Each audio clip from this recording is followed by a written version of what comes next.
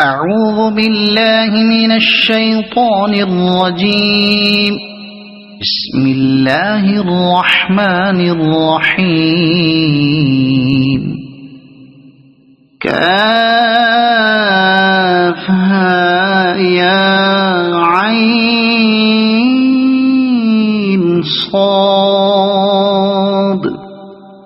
ذكر رحمة ربك عبده زكريا إذ نادى ربه نداء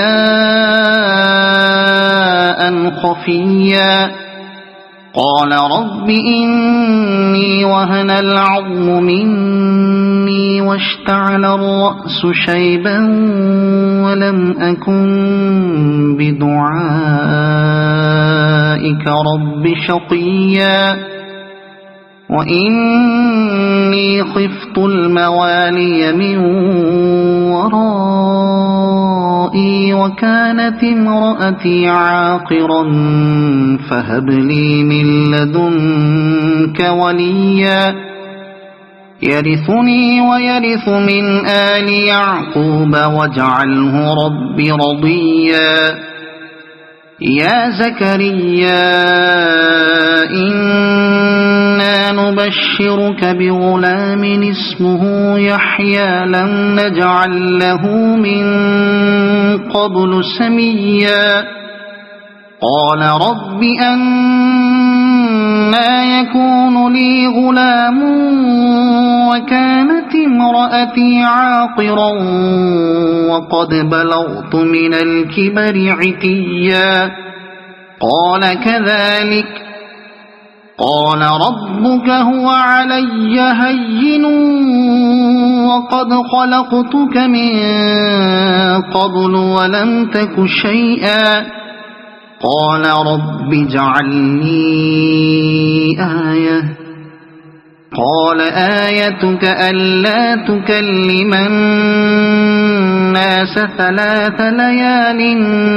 سويا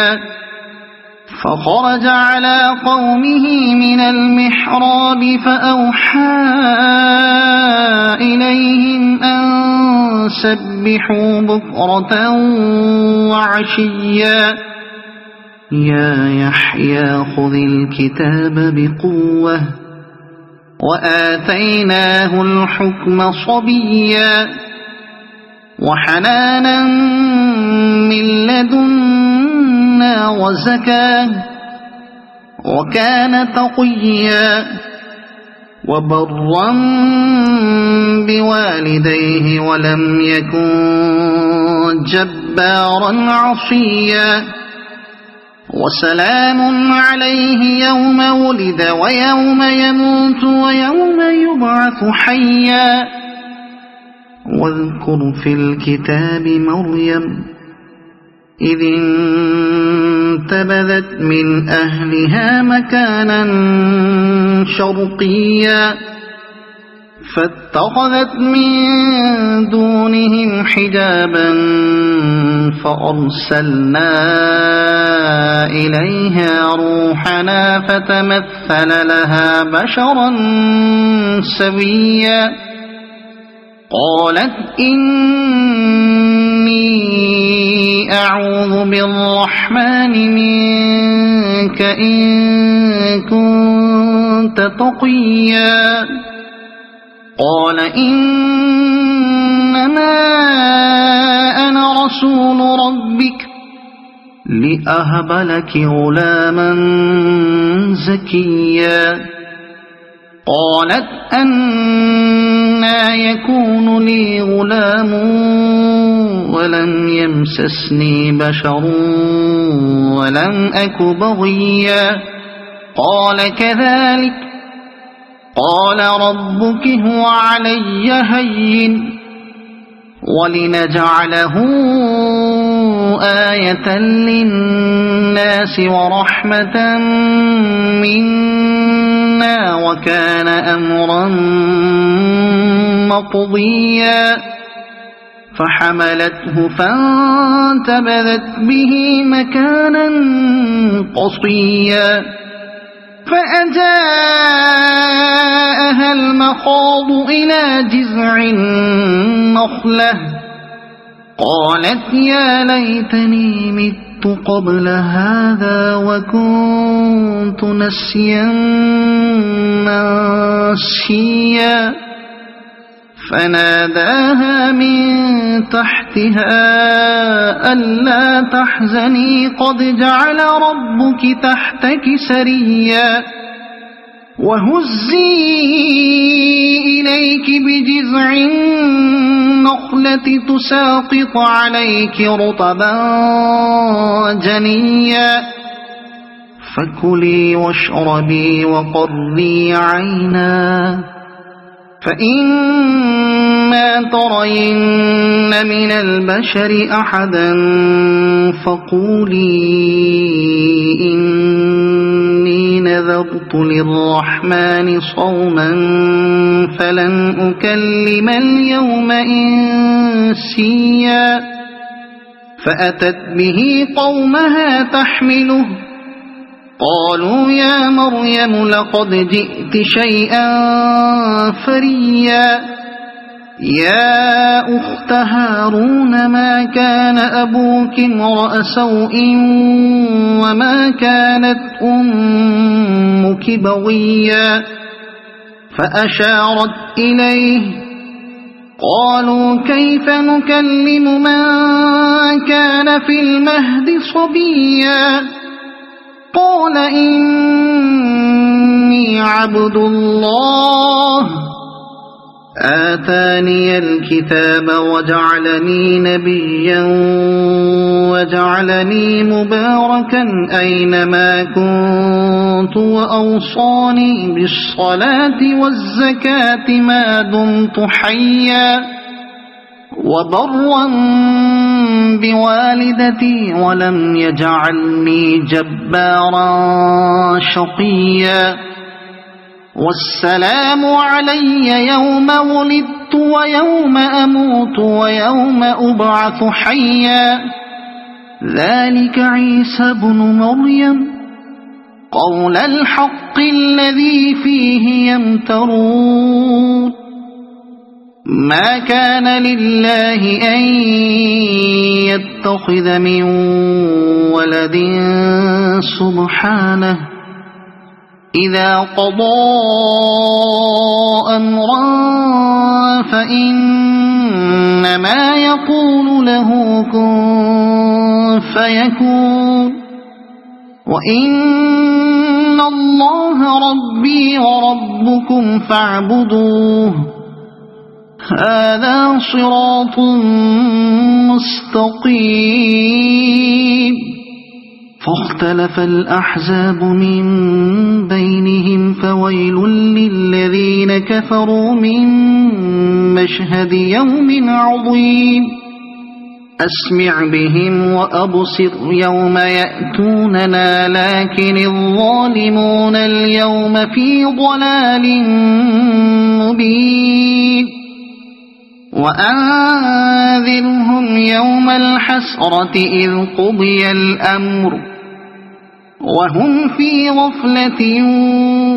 وهم لا يؤمنون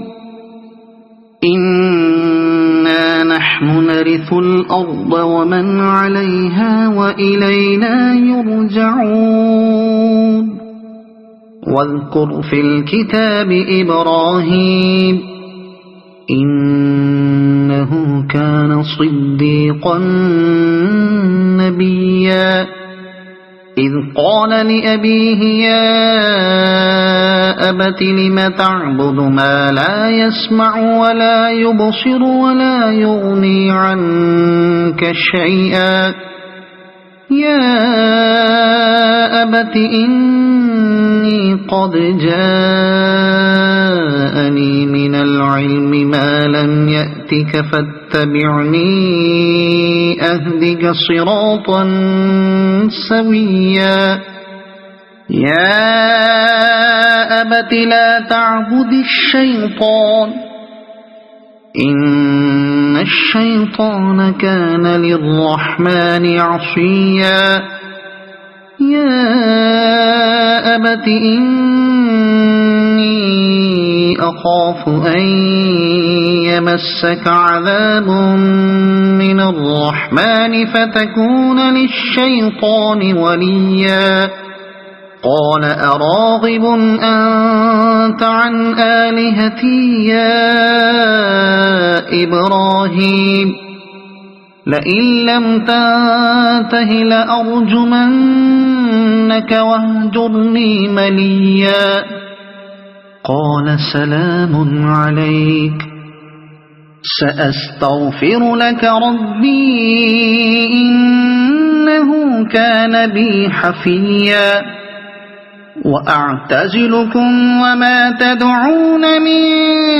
دون الله وأدعو ربي عسى ألا أكون بدعاء ربي شقيا فلما اعتزلهم وما يعبدون من دون الله وهبنا له إسحاق ويعقوب وكلا جعلنا نبيا ووهبنا لهم من رحمتنا وجعلنا لهم لسان صدق عليا واذكر في الكتاب موسى إنه كان مخلصا وكان رسولا نبيا وناديناه من جانب الطور الأيمن وقربناه نجيا ووهبنا له من رحمتنا أخاه هارون نبيا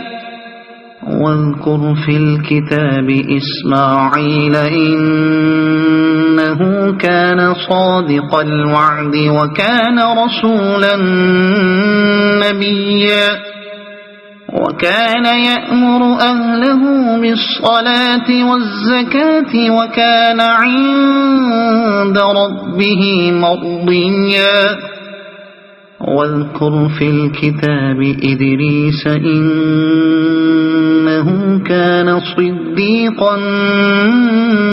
نبيا ورفعناه مكانا عليا أولئك الذين أنعم الله عليهم من النبيين من ذرية آدم ومن من حملنا مع نوح ومن ذرية إبراهيم وإسرائيل ومن من هدينا واجتبينا إذا تتلى عليهم آيات الرحمن خروا سجدا وبكيا فخلف من بعدهم خلف أضاعوا الصلاة واتبعوا الشهوات فسوف يلقون غيا إلا من تاب وآمن وعمل صالحا فأولئك يدخلون الجنة ولا يظلمون شيئا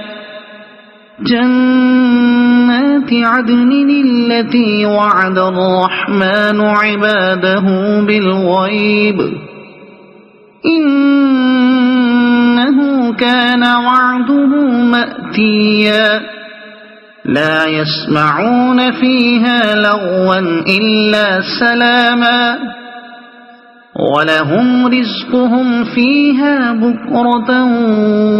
وعشيا تلك الجنة التي نورث من عبادنا من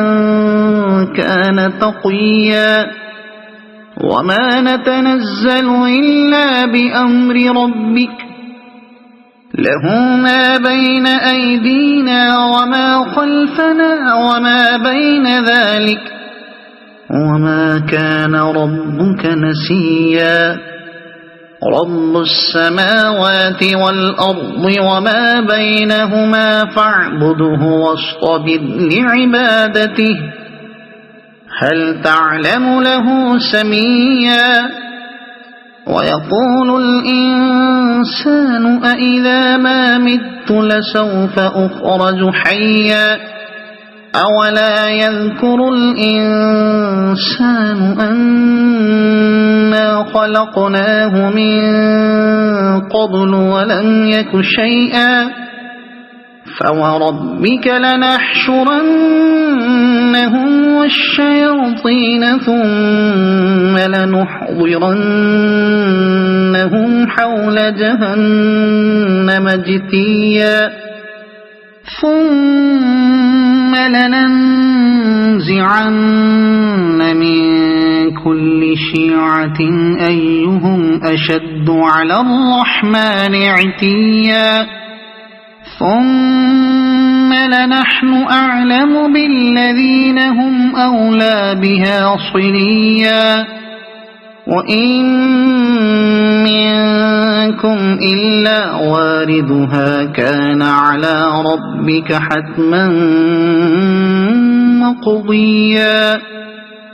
ثم ننجي الذين اتقوا ونذر الظالمين فيها جثيا وإذا تتلى عليهم آياتنا بينات قال الذين كفروا للذين آمنوا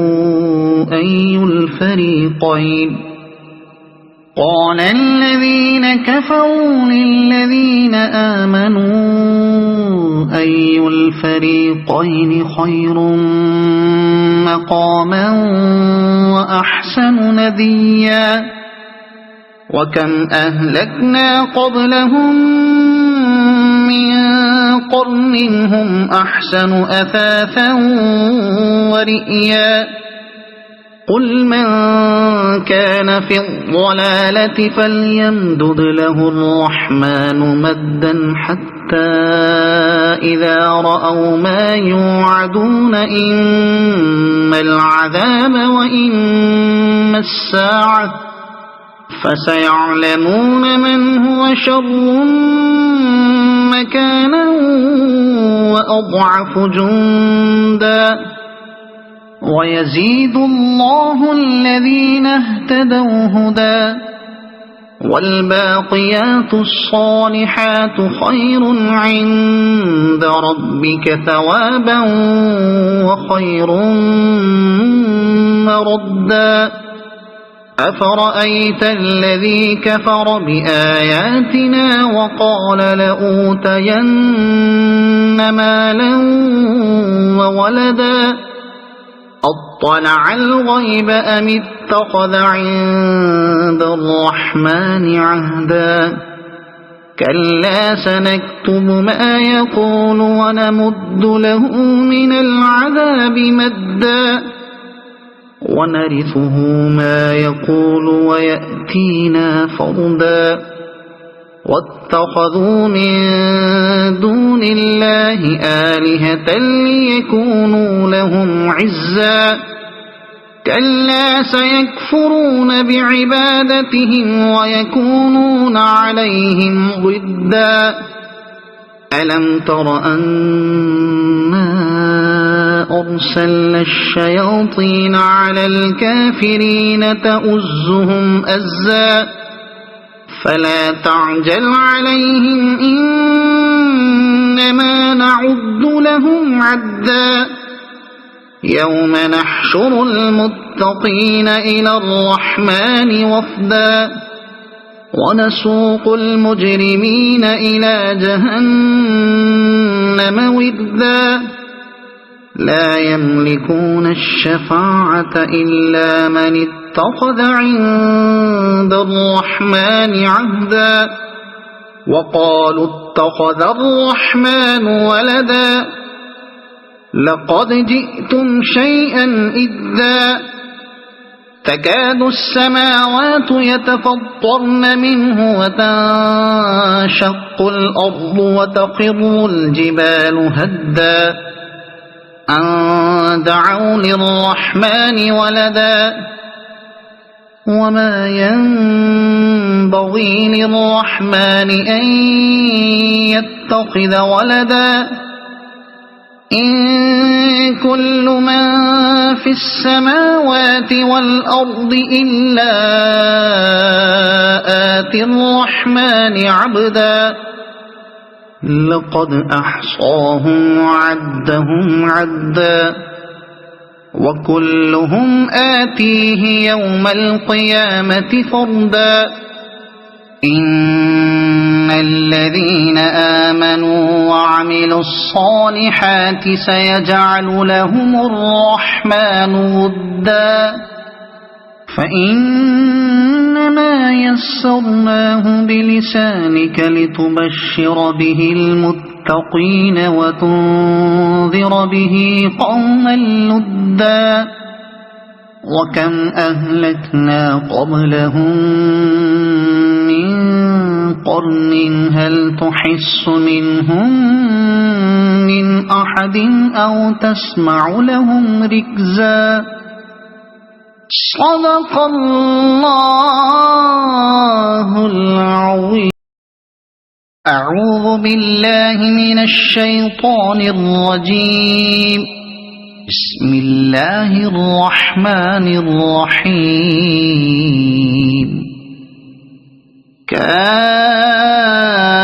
كافها يا عين صاد ذكر رحمة ربك عبده زكريا إذ نادى ربه نداء خفيا قال رب إني وهن العظم مني واشتعل الرأس شيبا ولم أكن بدعائك رب شقيا وإني خفت الموالي من ورائي وكانت امرأتي عاقرا فهب لي من لدنك وليا يرثني ويرث من آل يعقوب واجعله رب رضيا يا زكريا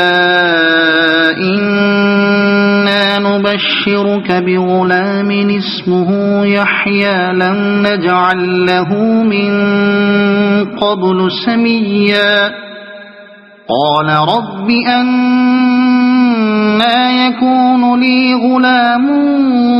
وكانت امرأتي عاقرا وقد بلغت من الكبر عتيا قال كذلك قال ربك هو علي هين وقد خلقتك من قبل ولم تك شيئا قال رب اجعل لي آية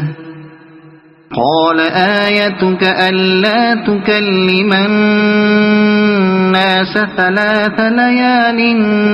سويا فخرج على قومه من المحراب فأوحى إليهم أن سبحوا بكرة وعشيا يا يحيى خذ الكتاب بقوة وآتيناه الحكم صبيا وحنانا من لدنا وزكاة وكان تقيا وبرا بوالديه ولم يكن جبارا عصيا وسلام عليه يوم ولد ويوم يموت ويوم يبعث حيا واذكر في الكتاب مريم إذ انتبذت من أهلها مكانا شرقيا فاتخذت من دونهم حجابا فأرسلنا إليها روحنا فتمثل لها بشرا سويا قالت إني أعوذ بالرحمن منك إن كنت تقيا قال إنما أنا رسول ربك لأهب لك غلاما زكيا قالت أنى يكون لي غلام ولم يمسسني بشر ولم أك بغيا قال كذلك قال ربك هو علي هين ولنجعله آية للناس ورحمة منا وكان أمرا مقضيا فحملته فانتبذت به مكانا قصيا فأجاءها المخاض إلى جذع النخلة قالت يا ليتني مت قبل هذا وكنت نسيا منسيا فناداها من تحتها ألا تحزني قد جعل ربك تحتك سريا وهزي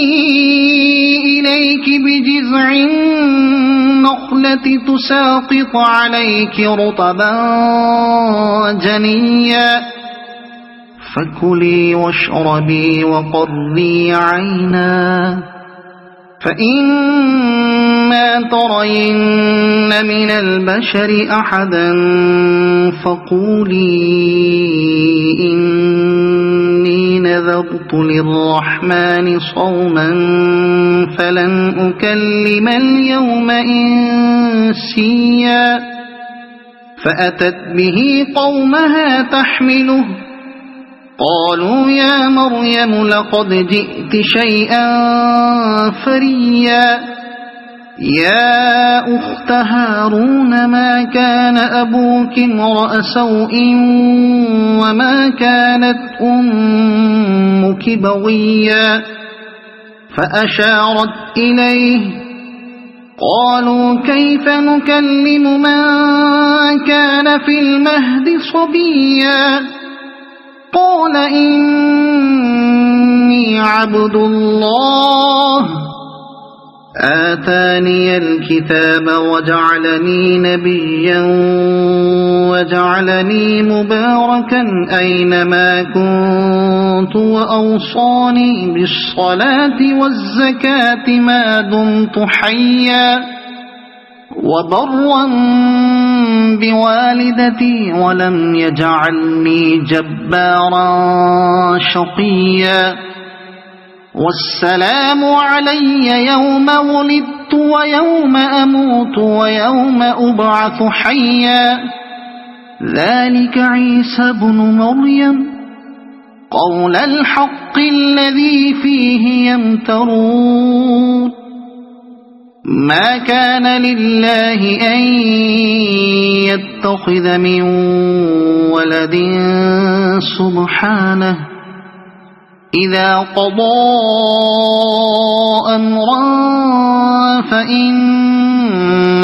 يقول له كن فيكون وإن الله ربي وربكم فاعبدوه هذا صراط مستقيم فاختلف الأحزاب من بينهم فويل للذين كفروا من مشهد يوم عظيم أسمع بهم وأبصر يوم يأتوننا لكن الظالمون اليوم في ضلال مبين وأنذرهم يوم الحسرة إذ قضي الأمر وهم في غفلة وهم لا يؤمنون إنا نحن نرث الأرض ومن عليها وإلينا يرجعون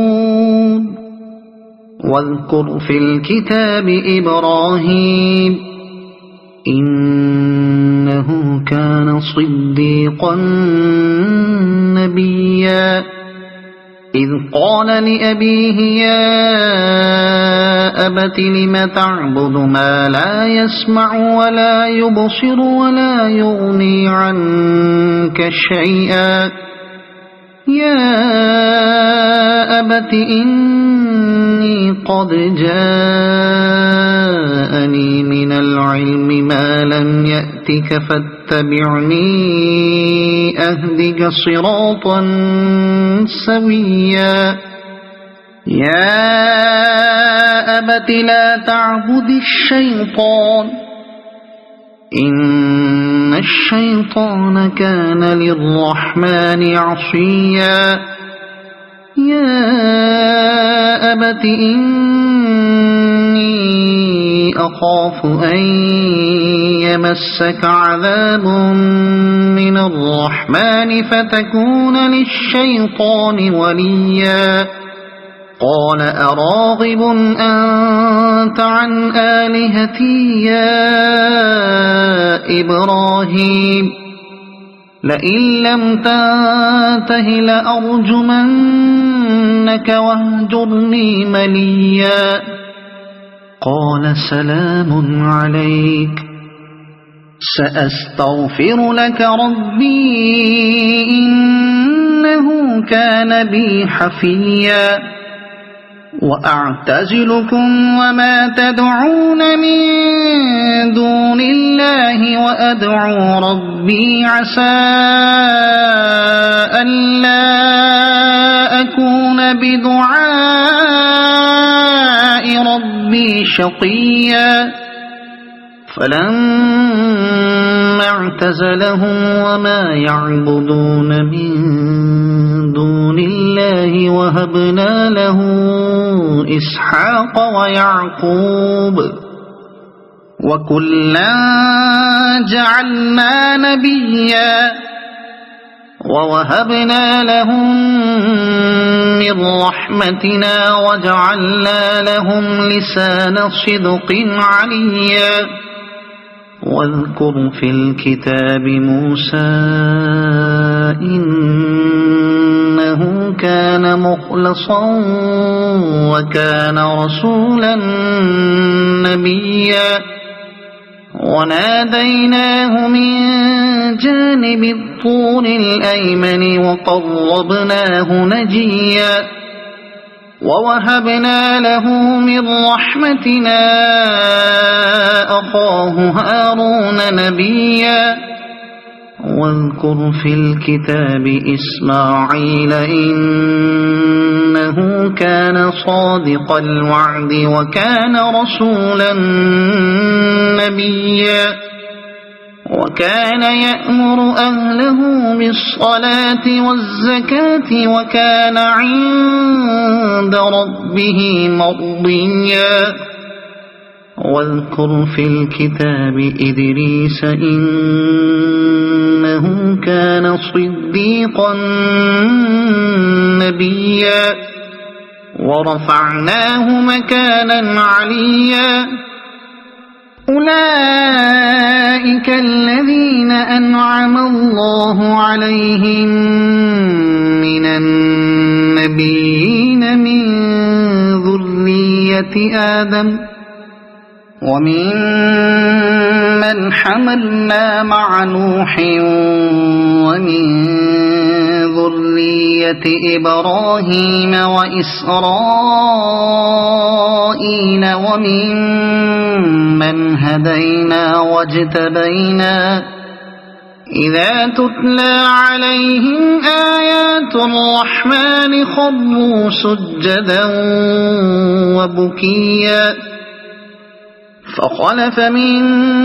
بعدهم خلف أضاعوا الصلاة واتبعوا الشهوات فسوف يلقون غيا إلا من تاب وآمن وعمل صالحا فأولئك يدخلون الجنة ولا يظلمون شيئا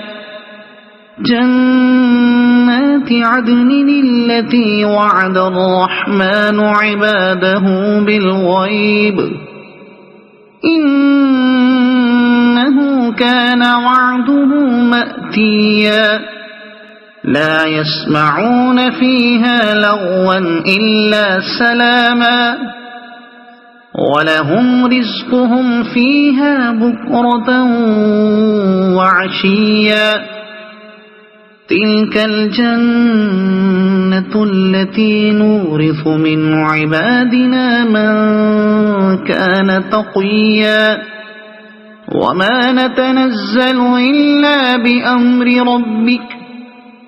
له ما بين أيدينا وما خلفنا وما بين ذلك وما كان ربك نسيا رب السماوات والأرض وما بينهما فاعبده واصطبر لعبادته هل تعلم له سميا ويقول الإنسان أإذا ما مت لسوف أخرج حيا أولا يذكر الإنسان أنا خلقناه من قبل ولم يك شيئا فوربك لنحشرنهم والشياطين ثم لنحضرنهم حول جهنم جثيا ثم لننزعن من كل شيعة أيهم أشد على الرحمن عتيا ثم لنحن أعلم بالذين هم أولى بها صليا وإن منكم إلا واردها كان على ربك حتما مقضيا ثم ننجي الذين اتقوا ونذر الظالمين فيها جثيا وإذا تتلى عليهم آياتنا بينات قال الذين كفروا للذين آمنوا أي الفريقين قال الذين كفروا للذين آمنوا أي الفريقين خير مقاما وأحسن نديا وكم أهلكنا قبلهم من قرن هم أحسن أثاثا ورئيا قل من كان في الضلالة فليمدد له الرحمن مدا حتى إذا رأوا ما يوعدون إما العذاب وإما الساعة فسيعلمون من هو شر مكانا وأضعف جندا ويزيد الله الذين اهتدوا هدى والباقيات الصالحات خير عند ربك ثوابا وخير مردا أفرأيت الذي كفر بآياتنا وقال لأوتين مالا وولدا أطلع الغيب أم اتخذ عند الرحمن عهدا كلا سنكتب ما يقول ونمد له من العذاب مدا ونرثه ما يقول ويأتينا فردا واتخذوا من دون الله آلهة ليكونوا لهم عزا كلا سيكفرون بعبادتهم ويكونون عليهم ضدا ألم تر أنا أرسلنا الشياطين على الكافرين تؤزهم أزا فلا تعجل عليهم إنما نعد لهم عدا يوم نحشر المتقين إلى الرحمن وفدا ونسوق المجرمين إلى جهنم وردا لا يملكون الشفاعة إلا من اتخذ عند الرحمن عهدا وقالوا اتخذ الرحمن ولدا لقد جئتم شيئا إدا تكاد السماوات يتفطرن منه وتنشق الأرض وتخر الجبال هدا أن دعوا للرحمن ولدا وما ينبغي للرحمن أن يتخذ ولدا إن كل من في السماوات والأرض إلا آتي الرحمن عبدا لقد أحصاهم وعدهم عدا وكلهم آتيه يوم القيامة فردا إن الذين آمنوا وعملوا الصالحات سيجعل لهم الرحمن ودا